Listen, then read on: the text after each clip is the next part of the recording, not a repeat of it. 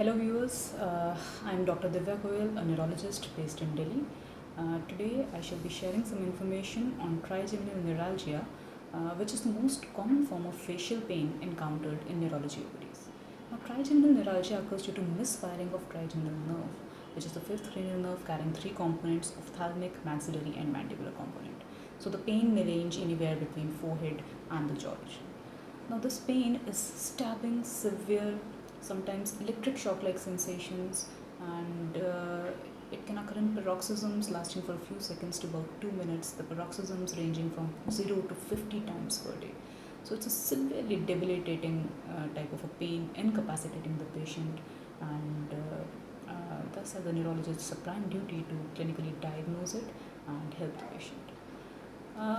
The second main characteristic of after being paroxysmal in nature and very severe in nature is that it can be triggered by certain triggers like smiling, eating, shaving. Sometimes a whiff of air can even precipitate this type of pain.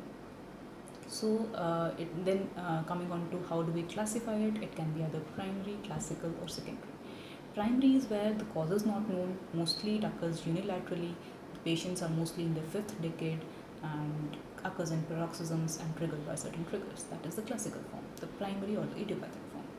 Then we have a classical type of TN in which there's a vascular loop, mostly of the superior cerebellar artery, which compresses upon the nerve, causing its demyelination and damage, thus producing pain. And the next variety is the secondary type of TN, in which there is a proper etiological cause for this TN. These causes can be multiple sclerosis, it can be inflammatory in nature due to certain connective tissue disorders like rheumatoid or lupus, or it can occur in CP angle tumors as well. Now, the secondary type of TN, how to differentiate it from the primary is that it can be bilateral, it can be continuous instead of paroxysms, and it can be associated with a trigeminal neuropathy. That is, neuralgia is associated with numbness in the region affected. So, these are certain markers which can point towards a secondary type of a TN. Now, how to diagnose it? Mainly, it's a clinical diagnosis, as I've already told you, but the evidence can be corroborated by the help of MRI brain with Fiesta and CIS sequences. Now, these sequences basically bring about the cavernous and the cisternal segments of the nerve, and also bring about a vascular loop compressing upon that, and some secondary causes like multiple sclerosis, plaques may be seen, and CP angle tumors can be revealed. So, MRI sequence should be done in case of trigeminal neuralgia. The other investigations, though not so useful, but can be performed in cases of secondary TN, in which there is a trigeminal neuropathy and axonal loss of the nerve in the form of trigeminal reflex testing and evoked potential testing. So, they will be abnormal only in cases of secondary TN. Now, clinically, mainly you have to keep in mind that most of the times the patient will present with the pain in V2 and V3 region, that is maxillary and mandibular, so lower part of the face will be more commonly affected in cases of TN. Sometimes solely the ophthalmic division is affected, but then you should try and look for the secondary causes. It's less common in the primary form. Then the major part of the talk is about treatment, how to help the patient. So medically, we have certain anticonvulsants which we use, like carbamazepine or oxcarbazepine being the first line agents, where carbamazepine is used in a dose of about 600 to 1200 milligram per day. Oxcarbazepine being a tad better than carbamazepine because of lesser side effects and lesser interactions. The second line agents can be lamotrigine, valproate, topiramate, baclofen. There can be pimozide. And sometimes when the patient presents acutely to you with severe debilitating form of pain, then you can load him IV with phenytoin or fosphenytoin, whichever is available, at a dose of 15 to 20 milligram per kg given over 30 to 45 minutes, and the patient will be relieved instantly. Then in medically refractory cases, we can opt for the surgical options, which can be performed on an outpatient or an inpatient basis. On an outpatient basis, we can perform alcohol ablation, in which we use 0.5 to 0.75 ml of absolute alcohol, which is injected into the mandibular or the mental nerve. Most of the times can be injected into the supra and the infraorbital as well, depending upon the area of pain. And the advantage of this procedure, it can be easily performed on an OPD basis, and there is a very low morbidity with this thing. The corneal sensations remain preserved, which is a major boon in this procedure. The disadvantage being recurrence rate is high. The patient can come to you within a span of 3 to 6 months saying the pain has recurred.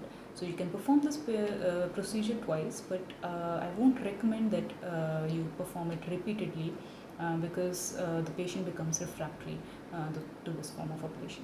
Then the other therapies that you can resort to are radiofrequency thermoablation, and then you can go in for balloon compression of the nerve, and you can also go in for chemical rhizotomy using glycerol. So in these things, we insert a hollow needle in between this maxillary line and this jaw line, and we go into the infratemporal fossa. From there, we go into the foramen veil, and then finally into the Meckel's cave, where actually the Caesarean ganglion or the trigeminal ganglion is located, and we slightly stimulate the nerve to know the exact branch which is causing the pain, and we can ablate that with either a highly focused beam of gamma radiations, or we can use glycerol to be injected into that part, which will cause the destruction of the nerve, or we can compress it with a balloon. Now the advantages of this procedure, again, they can be easily performed, carrying low morbidity, but the disadvantages being there is loss of corneal sensation, and there can be a facial numbness as well. Sometimes the patient can suffer with anesthesia dolorosa as well, severe amount of pain because of damage to the nerve. And the recurrence rates, though lesser than alcohol ablation, but yet the patient can present to you in a span of few months to maybe 1 year. You can repeat the procedure very safely, but sometimes if the patient becomes refractory to this kind of treatment also, then there are other procedures that I'm coming on to, that is microvascular decompression.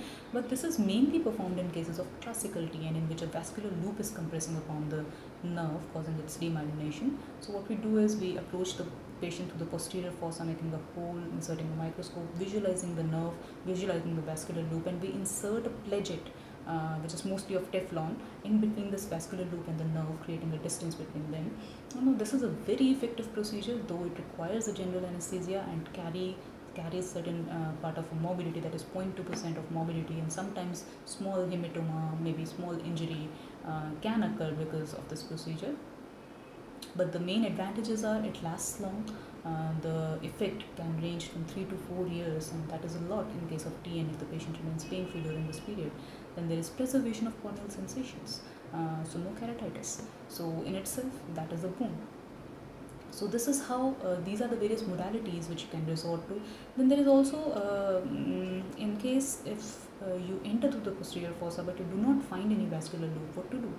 What you can do at that time is rhizotomy. That is, you can cut but this is an irreversible procedure, but you can cut the trigeminal nerve from its root, and thus the pain can subside, though at the cost of facial numbness, which the patient would have to live with. Similarly, like rhizotomy, we can also perform a peripheral neurectomy, in which a particular part, if we identify, like whether it is in the supraorbital portion or infraorbital portion or mandibular portion, we can cut off that part, producing numbness in the small area, but yes, it's also a good technique for providing pain relief to the patient. So these are the various modalities which you can discuss with the patient, the pros and cons, and mainly it is advised that in the younger group of patients who are suffering from TN, we can always go for microvascular decompression because the effect lasts long.